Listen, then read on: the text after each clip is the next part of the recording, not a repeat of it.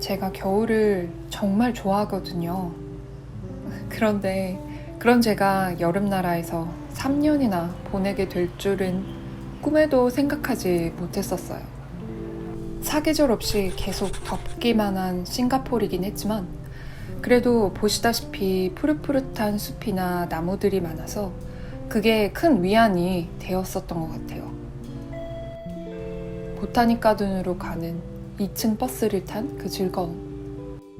근데 문제는 저 자신이었어요. 회사를 마치고 기진맥진 집에 도착해서 수많은 생각을 했었던 것 같아요.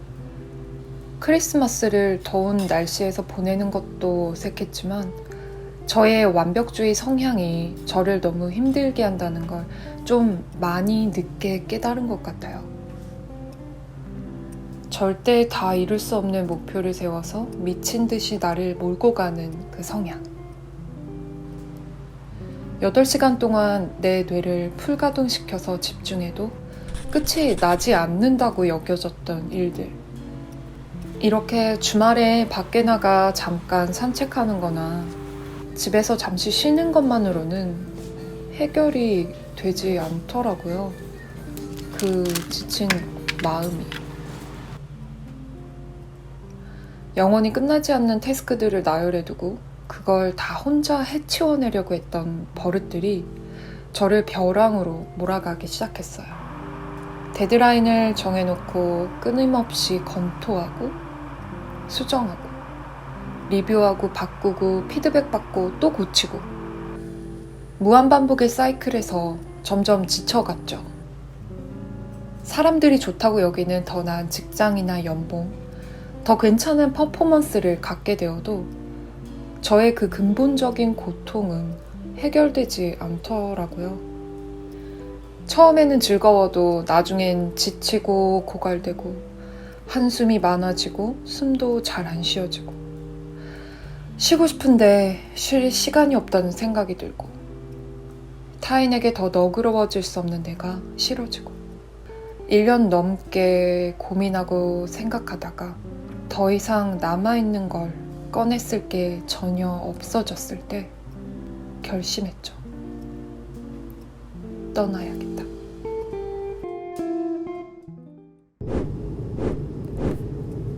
그렇게 저는 손에 쥐고 있던 모든 것을 내려놓고 회사를 떠났어요.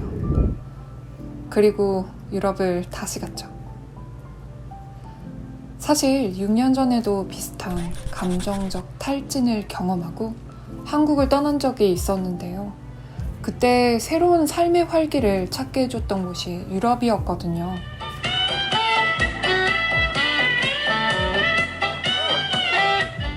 나의 안식처 같던 그곳으로 항상 다시 돌아가고 싶었어요. 생각해보니 제가 거의 회사 생활을 3년을 주기로 번아웃을 반복하면서도 왜 그런지 깊이 있게 제 속을 들여다본 적이 없더라고요. 그렇게 떠난 여행의 첫 도착지는 베를린이었어요. 도착하자마자 나를 반겨주던 9월의 서늘한 바람, 큰 기대 없이 갔던 그곳에 펼쳐진 광활한 잔디밭과 푸른 하늘, 왠지 여유로워 보이는 사람들의 발걸음. 여행이 나를 치유할 수는 없지만 적어도 삶의 멈춤장치는 되어주는 것 같아요. 내가 어떤 장소, 어떤 분위기, 누구와의 만남, 어떤 활동을 할 때 삶을 즐거워할 수 있는지 깨닫기 위한 과정이고 일에 대한 긴장감과 텐션을 지워내려는 노력인 것 같아요. 혼자 뚜벅이로 이곳 저곳을 걸어다니며 스스로에게 많은 질문과 대답을 하기 시작했어요. 무엇이 나를 두렵게 하는가? 내 스스로 나를 몰아세우며 채찍질하는 이유는 뭘까?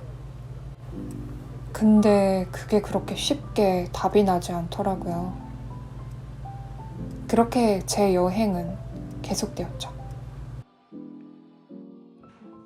아침에 일어나 여유롭게 먹고 싶은 음식을 먹고 카페에서 창밖의 풍경을 보며 지나다니는 사람들을 바라보고 제가 정말 좋아하는 현대 미술들이 즐비한 미술관들을 찾아가서 독특한 관점으로 해석된 아티스트들의 마음에 공감을 해보기도 하고 그동안 잊고 살았던 마음의 여유라는 것에 조금씩 익숙해지기 시작했던 것 같아요. 아, 맞다. 나 이런 거 좋아하는 사람이었지. 제 원대한 계획은 여행을 하면서 포트폴리오와 CV를 업데이트하는 것이었거든요. 근데 작업을 시작하려고 파일들을 이렇게 훑어보는데 제 감정이나 생각과는 상관없이 숨이 턱 하고 막히더라고요. 퇴사하기 전 제가 느낀 최악의 상태가 다시 재생되는 것 같고 불안해지기 시작했어요. 그래서 그 이후 저 자신의 이 문제를 회사 프로젝트 하는 노력의 반만이라도 써서 제대로 알아보고 해결해야겠다 싶더라고요. 그때부터 닥치는 대로 책을 읽었고 관련 전문가들의 팟캐스트, 강연, 연구들을 찾아보고 깊이 있는 묵상을 하면서 지혜를 얻고 제 생각을 돌아보면서 의식의 흐름대로 글을 썼어요. 슬슬 실마리가 보이는 첫 단계였던 것 같아요. 괜찮다라는 거짓말이란 책에서는요, 조금 더 제가 겪는 완벽주의의 경험을 더 잘 풀어놓았는데요. 마거릿 로빈슨 러더퍼드라는 작가가 완벽하게 숨겨진 우울을 가진 사람들이 생각하는 것을 너무나 잘 정리하고 있었어요. 고도의 완벽주의자이며 끝없이 비난하고 수치심을 주는 내면의 목소리가 있다. 강한 책임감 또는 과도한 책임감을 느낀다. 고통스러운 감정에 초연해지기 위해서 의식적으로 이를 차단한다. 자신과 주변 환경을 통제해야 한다는 걱정과 욕구를 느낀다. 주어진 과제에 철저히 집중하고 자신이 가치 있다고 느끼기 위해 성취에 몰두한다. 개인적인 상처나 슬픔, 괴로움을 자기 연민으로 평가절하한다. 특히 제 무릎을 치게 만든 것은 이러한 완벽주의 성향을 가진 사람들은 칭찬을 받아도 기쁘지 않을 때가 많다고 하는 것이었어요. 누군가가 내가 해낸 일을 완벽하다고 칭찬을 한들 우리는 그저 우리가 해낸 일의 목록에 체크를 할 뿐이니까요. 이런 사람들은 이 질문을 하지 않는다고 합니다. 내가 이 일을 하는 건 내가 원하기 때문일까? 아니면 하지 않는 것이 두려워서일까?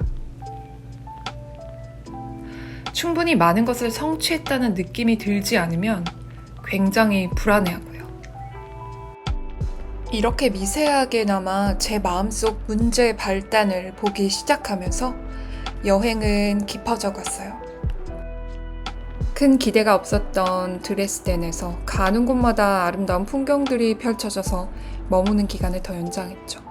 그리고 행복한 시간을 보내다 곧 프라하로 이동해 갔어요. 그렇게 전 제 무의식 중에서 속삭이는 거짓말들을 알아차리는 여행을 계속 해갔습니다. 존재하는 것만으로도 가치 있다는 사실을 진심으로 믿고 있지 못했었나 하는 질문이 제 안에 들었고 여행을 하면서 천천히 그리고 느리게 걸어가는 법을 배워가기 시작했죠.